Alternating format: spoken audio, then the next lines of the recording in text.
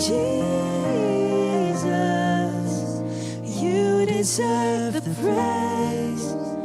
Worthy is your name.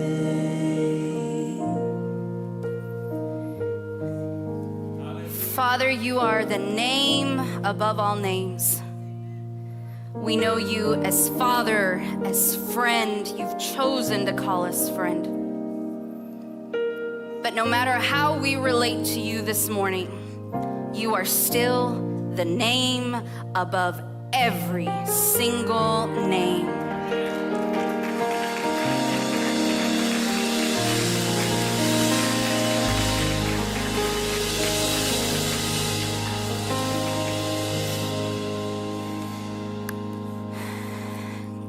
We said it already, so tell him, come do whatever you want to.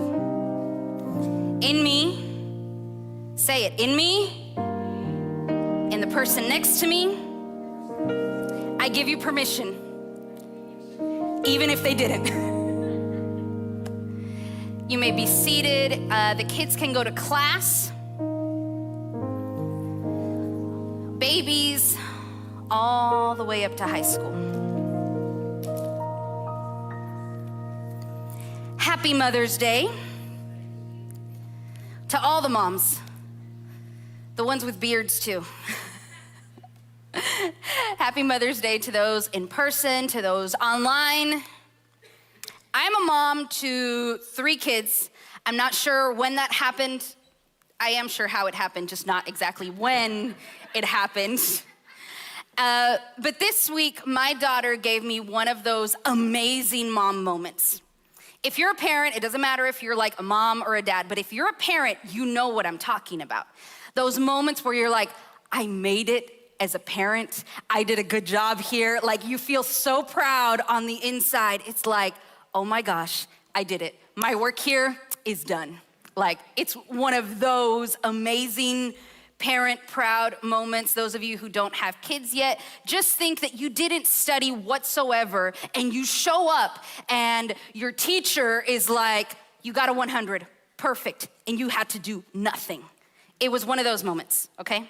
So think, like if that happened to you, it probably never has because teachers aren't like that. They would be a bad teacher if they did that. But if you had that moment, that's what it would feel like. So I was making an elaborate breakfast on Tuesday. Okay, so like, I don't know about you guys, but most weekdays in our house, it's, oh no, we overslept and it's been, I hit the snooze button like 3 times. Everyone just get your clothes on and get out the door. And there really isn't time for like breakfast. The best you can do is like grab a banana on your way out. Is anybody else like that? Or you don't do breakfast, period. So normally our elaborate breakfast is a Saturday thing, right? When you can wake up late, and that day I'll do like pancakes or waffles or French toast, like something that my kids really like. But I was making an elaborate breakfast on a Tuesday morning because I woke up at 4 a.m. and then I couldn't go back to sleep after that. And around 5, I was like, okay, I'm gonna get up, I'm gonna make food. So I was making French toast with like all the fruit around it, and it was pretty, and it had the whipped cream, like it looked really pretty.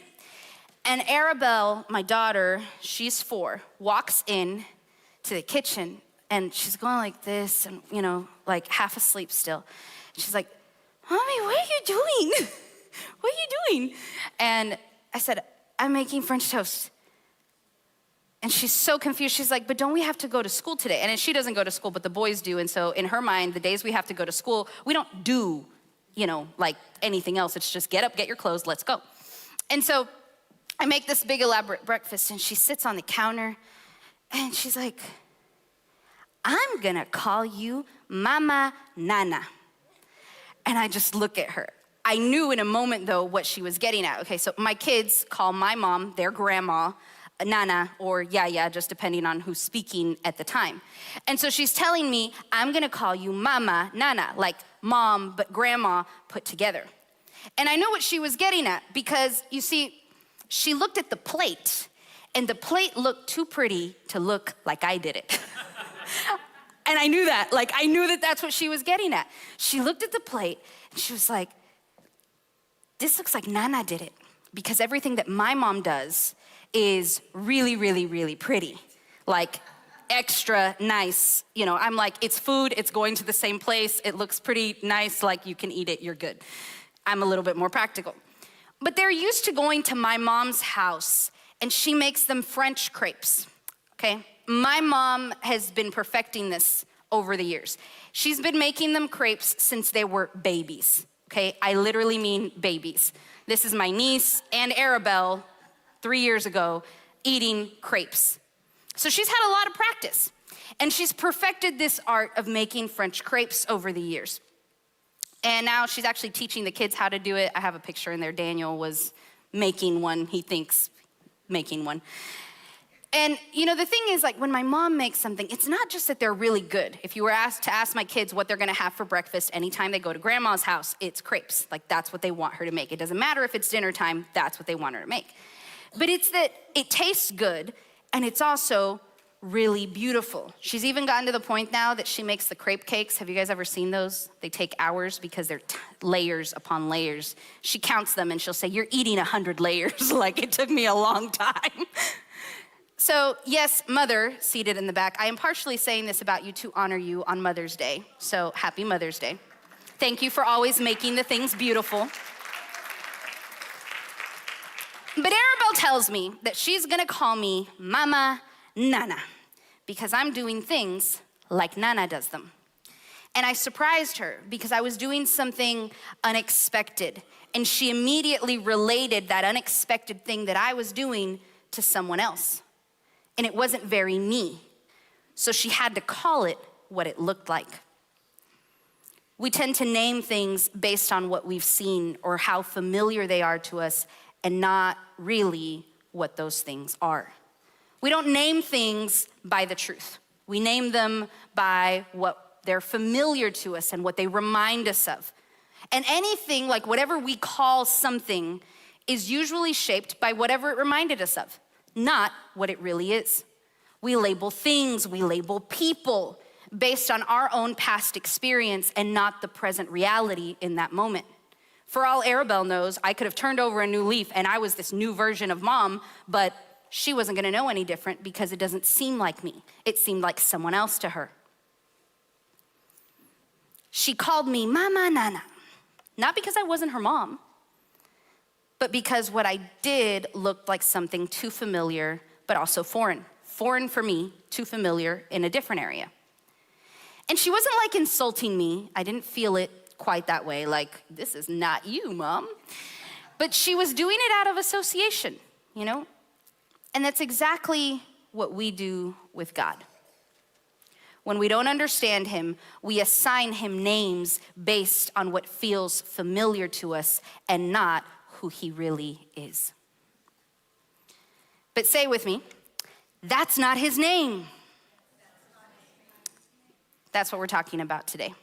There's this story in scripture where the Apostle Paul says something like that. He says, that's not his name. He actually has a name. And it's in Acts 17. We're gonna be reading from verses 22 to 28. If you wanna follow along, I'm reading from the Passion Translation this morning.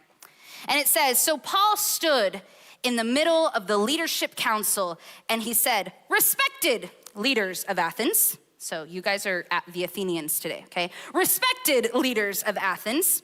It is clear to me how extravagant you are in your worship of idols. For as I walked through your city, I was captivated by the many shrines and objects of your worship. I even found an inscription on one altar that read, to the unknown God. And I have come to introduce you to this God whom you worship without even knowing anything about him. The true God is the creator of all things. He is the owner and Lord of the heavenly realm and the earthly realm. And he doesn't live in man-made temples. He supplies life and breath and all things to every living being. He doesn't lack a thing that we mortals could supply him, for he has all things and everything that he needs. From one man, Adam, he made every man and woman, every race of humanity, and he spread us all over the earth and he sets the boundaries of people and nations, determining their appointed times in history. And he has done this so that every person would long for God, feel their way toward him. I love that part. This version, it says, you don't just find him, you feel your way toward him. And find him, for he is the God who is easy to discover. It is through him that we live and function and we have our identity. Just as your own poets have said, our lineage comes from him. So Paul is visiting Greece. Has anyone here been to Greece? No. Next time, take me with you. I want to go. But Paul visits Greece. For those of you who visited, great. I have a picture for those of you who haven't, because you don't have a mental picture to refer back to. But they have temples and altars for every god that they worshiped. So if you remember Greek mythology class or just any video game that you probably have played, or a movie, there's Zeus and Poseidon and Apollo and Aphrodite. Like, they had a god for all the different things. And the Parthenon, the picture that we've got up on the screen, is one of the most famous, best preserved temples in all of Greece.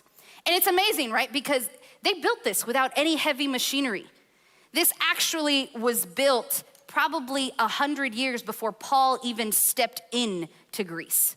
So it had been around for a while by the time that he was giving this message to all of the Athenians.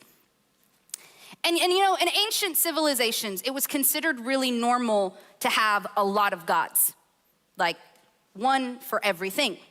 To cover your bases, I want you to think about it as like spiritual insurance, okay? So what were these gods like? I just want to make sure you're following me. Like spiritual insurance, okay? To make sure your life was covered. You know, because these days, like if you break down your car or something, you usually have insurance that can come in and, you know, help you to pay for whatever it is that you just messed up. But back in those days, insurance was not really yet a thing, but life was still really crazy. So they had like a god for the sea, because one trip on the water, and if you confronted a hurricane or something really bad, there was no coming back. And it wasn't like they had McDonald's that you could just run to, or necessarily a grocery store that you could go to and grab something to eat. If it hadn't rained that year, or if the soil and the weather was just really bad, then you had no harvest, which meant that there was no food to eat. So it didn't matter if you went to the market, there wasn't anything for you to get. And so they had a god for everything. A God that could make it rain and make the things grow, and a God that they would worship for all the different areas. One for wisdom, one for marriage, one to make sure you could have babies and, you know, be fertile, and that the ground would bear fruit. They had a God for everything. Makes sense, right? If something mattered to them, they made sure they had a God to cover it.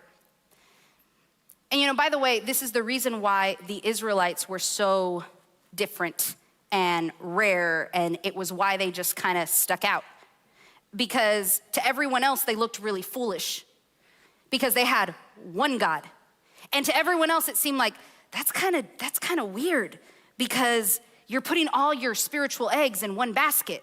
Like, you're gonna worship just the one God, and what if he kind of fails you? You don't have a different one to run to that can make sure that it rained and that the crops grew and you still had food.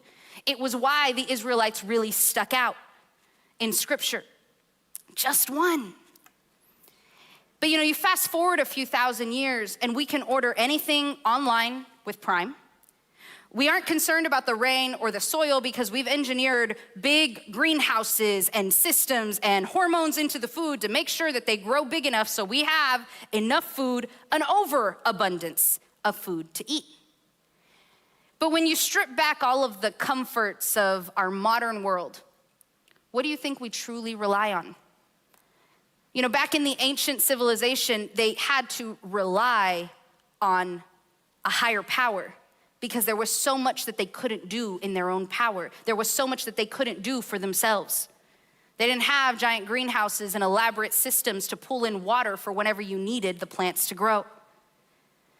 In your life, is God the first one you go to, or do you rely on yourself and how you can fix it, how you can make it work yourself? The reality is that the way that our world is designed today, we don't feel the need for God. You don't feel it like people back then did. Because it's easy to solve problems for yourself. It's easy to rely on the 9-to-5 job you have or on the extra side hustle you have to know that you're gonna have some money, and if it really came down to it, you can go and get a $5 pizza at Cece's. You can fix the problem for yourself, or at least you feel like you can. We don't feel the need like these ancient civilizations did for a whole bunch of gods, maybe not even one God. I think sometimes when we read Bible stories, we find it easy to judge their decisions, right? And we struggle to make sense of them because it's hard to understand a time that you didn't live in. And you can read their stories and you can say, man, they were superstitious. Like they offered sacrifices for all these things and they made sure they took all these steps and checked these boxes. They must have been really superstitious. What were they thinking? But the reality is that ancient people didn't worship gods out of superstition. They worshiped out of desperation. And that desperation came with a spiritual awareness that you and I have numbed. It doesn't exist for us. They understood something that you and I tend to forget, and that is that our physical world responds to spiritual decisions. Many in the ancient world were wrong about who to worship because they had a God for everything, lots of different ones, but their worship had a why. Because they understood that God was their everything, regardless of who it was they worshiped, because they had to completely rely on a higher power for their life to simply work. They understood that their world was spiritual before it was physical. They understood that they needed to be spiritually covered for their life to even happen in a way that you and I don't get today. We don't feel it. We don't see it.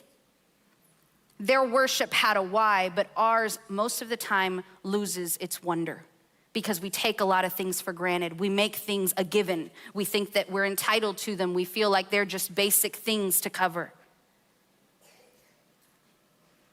But if the world systems were to go away and you still had food to eat and there was no grocery store and you had to go back to just relying on whatever you could grow in your backyard, how much more grateful would you be for the way that God has provided for you?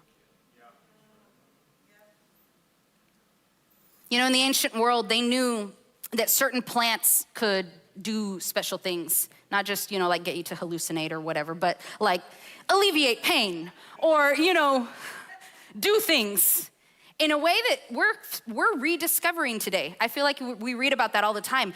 Scientists have just now found that X plant cures this one thing, and they didn't know how these two things were connected until just now. We see it all the time. But back then, when an epidemic hit, there weren't vaccines or like a doctor to stop it. So what could they do? We read about it over and over in Scripture. You read the story about Moses and the Israelites in the desert and how he erected this snake and everyone, while looking at it, was saved. And that today is like the logo for most of the hospitals that you know. It was inspired by that story. They did these superstitious sounding things to get over an epidemic. What they tried to do was they would make a sacrifice to a god to stop it, whatever the epidemic was. And while it seems really silly to us today that offering some sort of sacrifice could stop a global pandemic, a global epidemic, ancient civilizations understood that everything in our physical world is a product of a spiritual decision. So in verse 28 that we just read a second ago, it says that Paul told them, he is the God who is easy to discover. It is through him that we live and function and have our identity. Just as your own poets have said, our lineage comes from him. Their own poets. Do you guys know who he was quoting? I had to look it up. Apparently, it's in some hymn to Zeus. It's quoted by a lot of people. A lot of people in the ancient world, ancient Falafels? Philosophers. Maybe I'm hungry.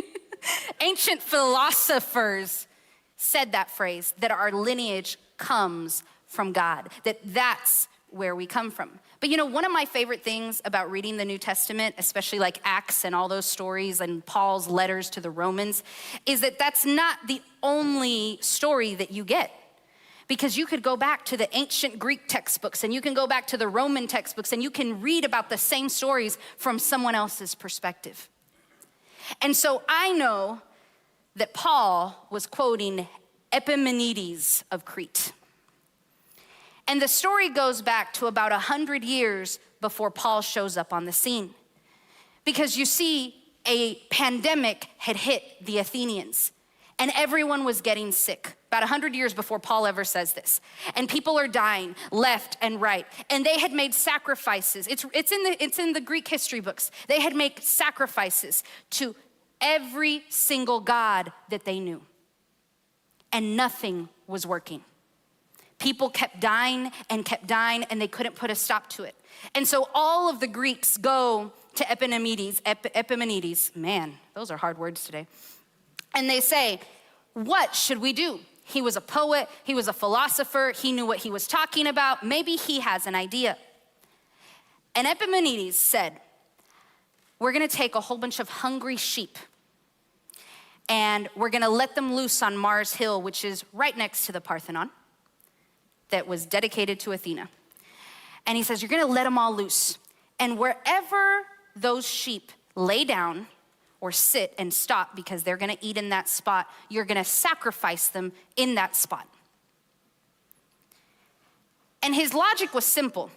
We've offered sacrifices to all the gods we know, so maybe there's a God that we don't know. And maybe if we've upset him somehow, then we can offer this sacrifice and this pandemic will stop. So they did this thing with all the sheep. The sheep laid down and people sacrificed them in the spots where they laid down.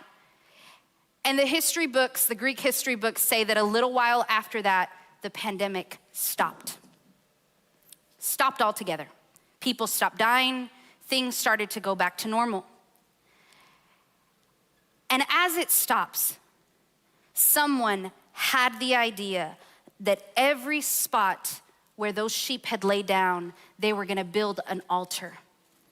And on it, they were gonna write, to the unknown God. That was the altars that Paul had seen. It seems like it makes sense, right? I offered a sacrifice to everyone that I know. I did the thing and none of it is working. So maybe there's one that I just don't know. Maybe there's the possibility that I might not really know God the way that I think I do. And we do that too. When we're stuck in a corner and a disaster strikes and we don't know what to do anymore, we'll say prayers to a God that we don't really know, that we haven't really spent time with. And we'll say something like, I know I don't really talk to you, but if you're out there, I need help. In moments of desperation, we often call on a God we don't know. Not because we believe,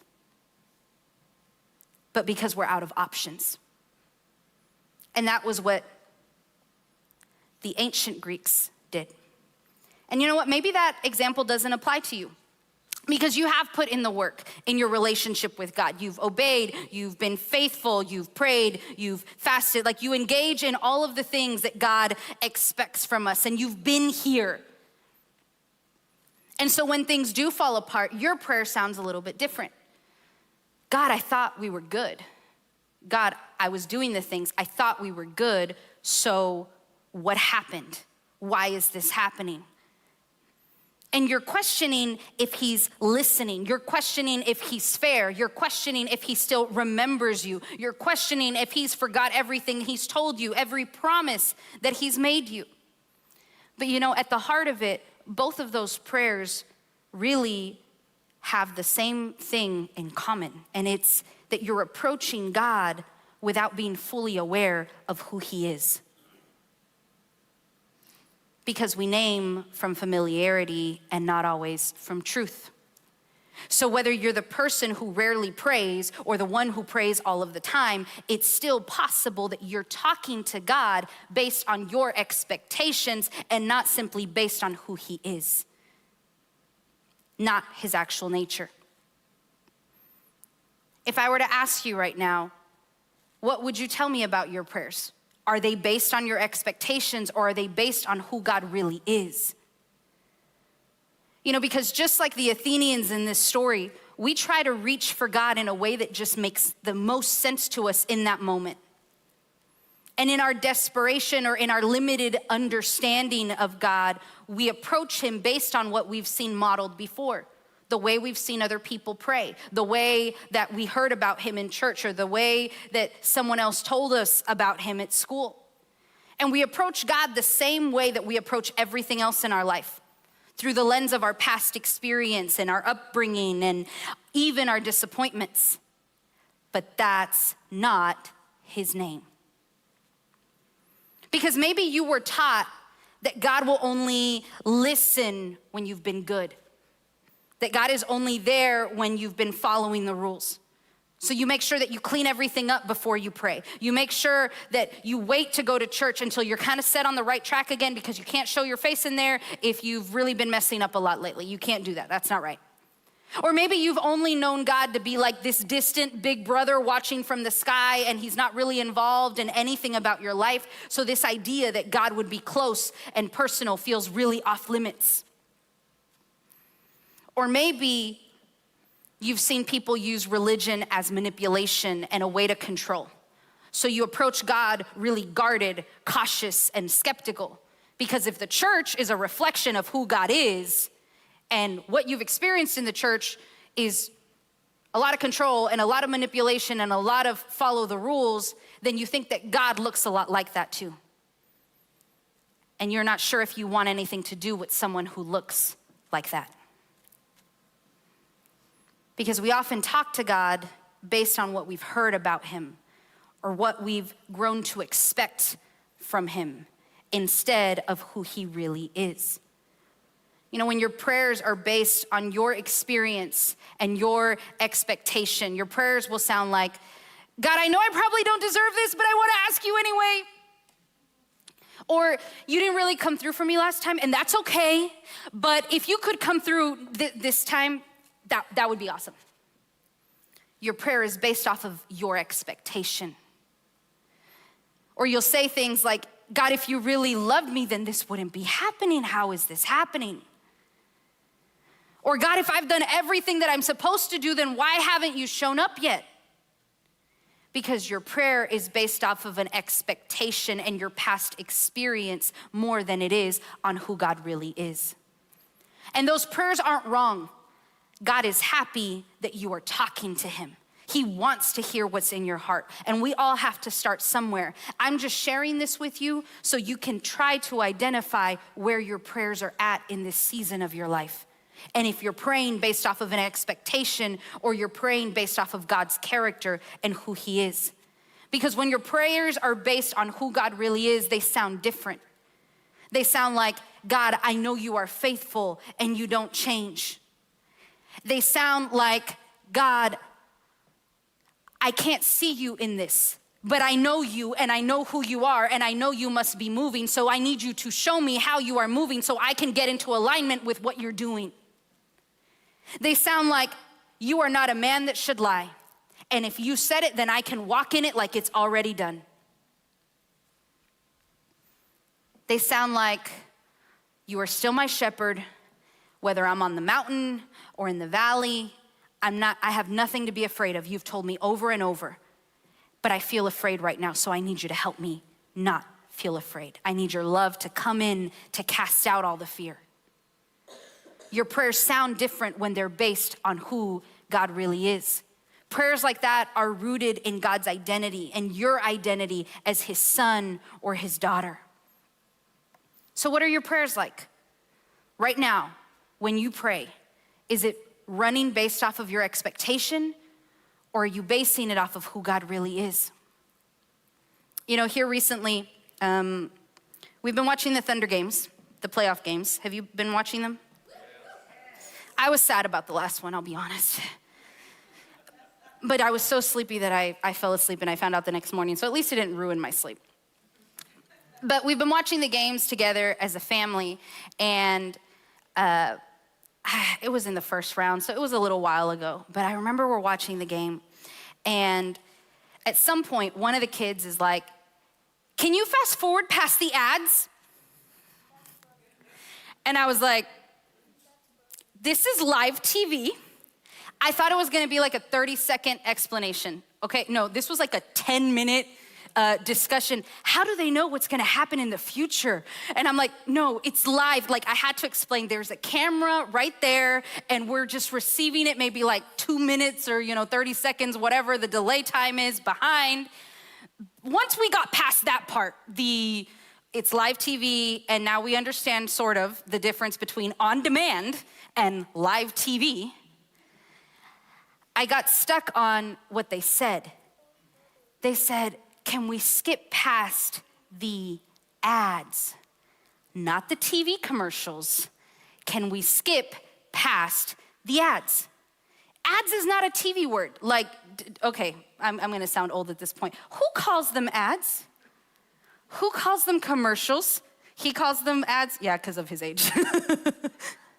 They're TV commercials, okay? Not the same thing. They're not the same thing.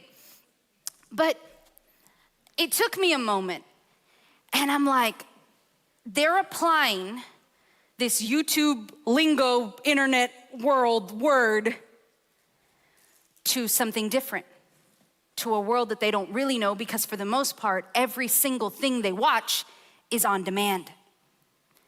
Because they call it based on what they've experienced, based on what's familiar. Because we name things by what they look like to us, not always what they really are. And we think it looks the same, it kind of functions the same way, so it must be the same thing. We label moments, situations, and even God himself based on what we've seen before and not based on what's actually happening in that moment. You know, my kids think ads and commercials are the same things. And in some ways, they are. But I come from a marketing background, and I know that those ads do not cost the same thing. It is one thing to pay for something on live TV, and it is another thing to pay for it by the impression and by what's available on online inventory. They don't cost at all the same thing. Ads on live TV come at a premium, will cost you at least 10 times what the other ones do. They're not the same. But because it looks similar and it functions similarly, they assume it must be the same thing. But when you grow up, you know better. And you know that just because something looks similar and familiar, it doesn't mean that it's the same thing. And that's a lot of the problem with the way that we relate to God. Because we've labeled our experiences based on what seems familiar, what we were told, what we've seen modeled, what we've been through. So sometimes when something bad happens, we say, God must be trying to teach me something. He's teaching me something because I messed up and he must be trying to teach me something. Or God did this for a reason and this is happening to me for a reason. And we think that way because it looks like what we've been taught about God, but that is not how God is, and it's not actually the intention behind what we were taught growing up about God. Because there is a big difference between God using something for good and God actually being the one to cause it. We've confused God's sovereignty to make something good out of everything with his authorship, as if he wrote the story this way. We forget that we have grown up and we move in a fallen world. We forget that our story, every single one of our stories, has a villain, and that God does not do all of the things. There are things that we do to ourselves because we live in a fallen world. We make mistakes, we sin, and all of those decisions have consequences because we forget that our physical world is a product of a spiritual decision.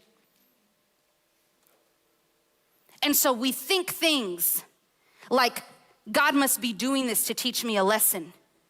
And we think things like, why would God do this to me if he loves me? And we don't realize that maybe God didn't do it to begin with.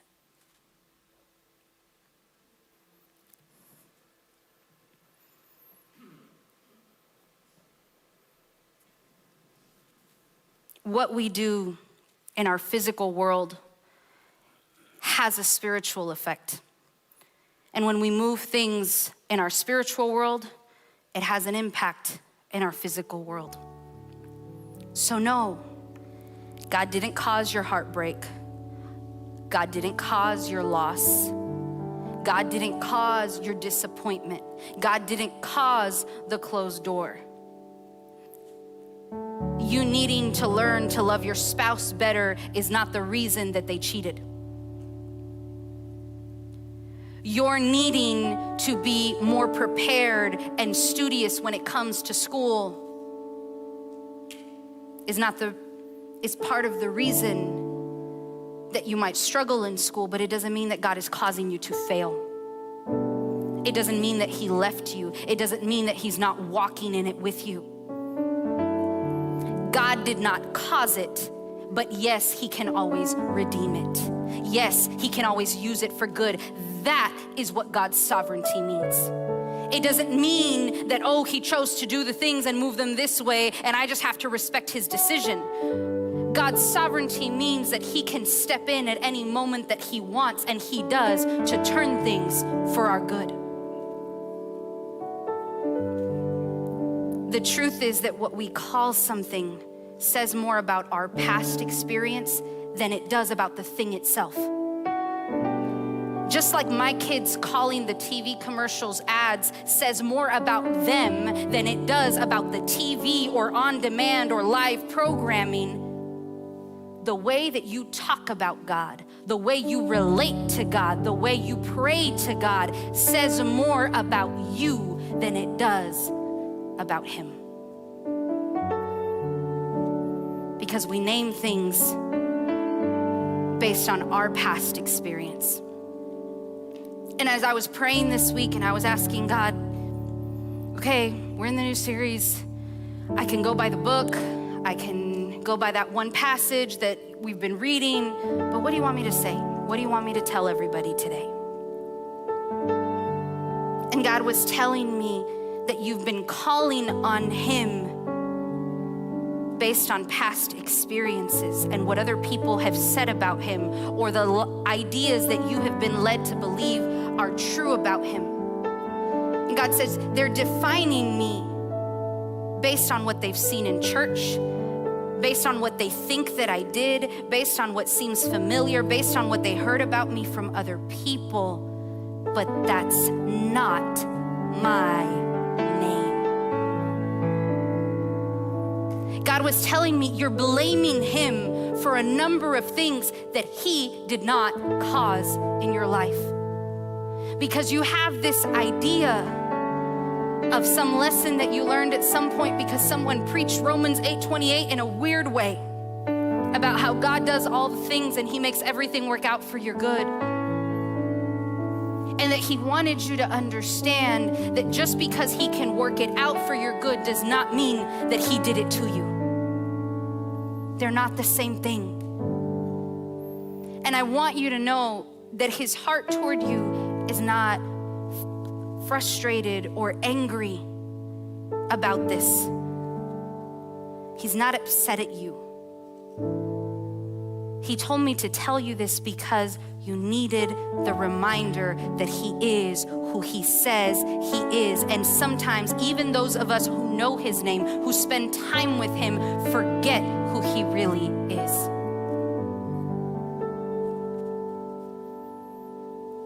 We say that he's provider, but we only trust him with some of our finances. And then when provision feels delayed, we quietly rename him distant and uninterested in our situation. Or we say he's a healer, but we'll go off Googling all the things and we'll be thrown into a panic when we get some kind of news. and we stop calling him the healer that he said he was, and we start calling him what the moment feels like. Don't you care? Are you still there? We say he's faithful, but we still try to save ourselves when life falls apart. And when the outcome hurts or doesn't seem right to us, we label him unfair. We might not do it out loud, but our hearts rename him. We relate to him differently. We build this emotional wall between God and us when our expectation and our prayers don't match our experiences. But that's not his name. Some of us, most of us, I can tell you, are in a season where God is doing something very unfamiliar. And I know this because God has told me about a dozen times in the last month that he is looking to reveal himself to all of us in a new way, to redefine the way that we see him, to redefine the ways that we know him, to get to know him not just deeper, but in a whole other department of our life where you haven't let him in, or where in this last season you finally put down the guard, the walls that you were in your heart, and you said, God, okay, I'll let you into this area. And now God says, I'm gonna show you who I am in this area, over here, and for you. But we keep trying to name God based on what fits our past and not his promises to us. Arabelle called me Mama Nana because I looked like something else in that moment, but I was still her mom. And the boys called commercials ads because they aren't used to live TV and they couldn't understand that they were experiencing a new thing with a different name. And sometimes when we look at what God is doing, because it feels unfamiliar, we call him something he never said that he was. That's not his name. The people at Athens admitted that they didn't really know him. And Paul introduced the one true God, this God that you worship and you don't even know who he is. He's responsible for all the things in your life and you don't even know who he is.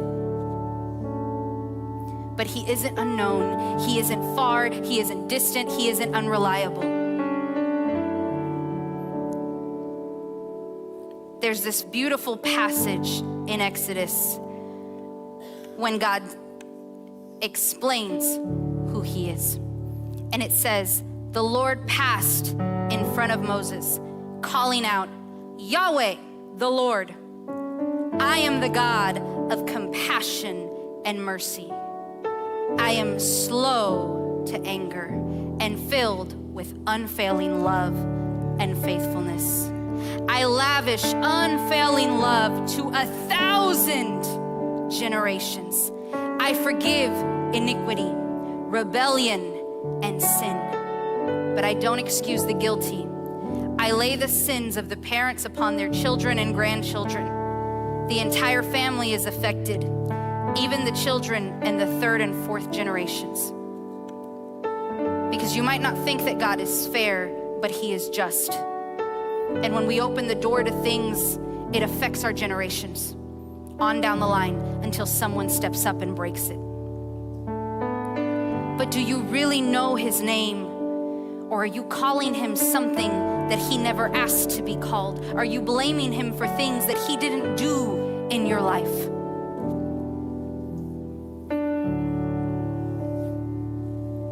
It is through him that we live and move and breathe and have our identity.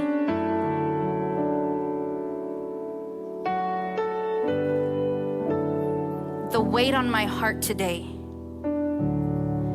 is that if you've been calling him something that he's not, and if you've been blaming him for things in your past that he didn't do, that you remove that barrier between you and him today. Because he can't walk the next step with you if we don't get it out of the way. So if that's you, whether in your seat or if you want to come up here, I want you to take a moment and say, God, I get it. That wasn't you.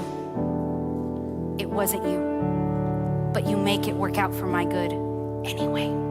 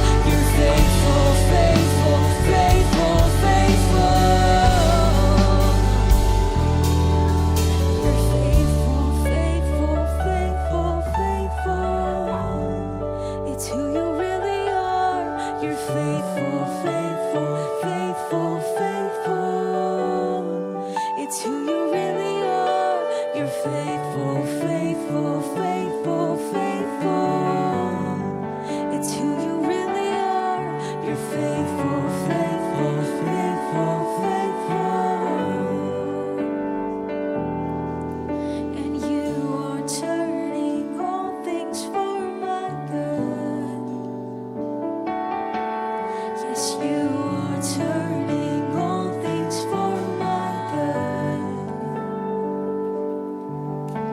You are turning all things for my good. Will you say that like you believe it? And you are turning all things for my good. You are turning all things for my good. And you are turning all things for my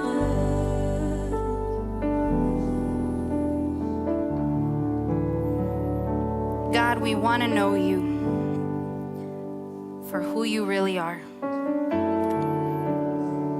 Father, in this moment, I thank you because one of your names is provider.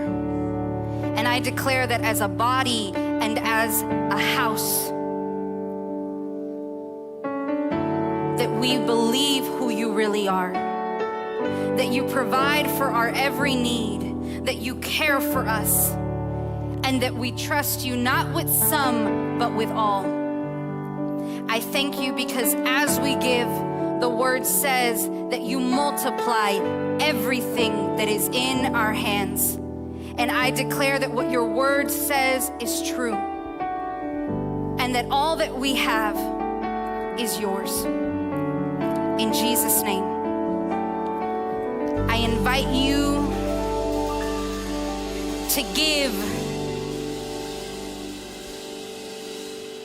I've seen him be faithful in this area. I've got lots of stories. Hopefully one day I get to share them all with you. But I can tell you that he never fails. That it doesn't matter. It doesn't matter what happens in this world. He takes care of us. He provides, and that you have nothing to worry about in that department of your life. So I invite you to give. I thank you for your support. It helps us do a lot of things. It helps us make a difference. It helps us continue all of the activities that you see here. So with that, I'm going to ask Pastor Joseph to come up and give us some information before we head out.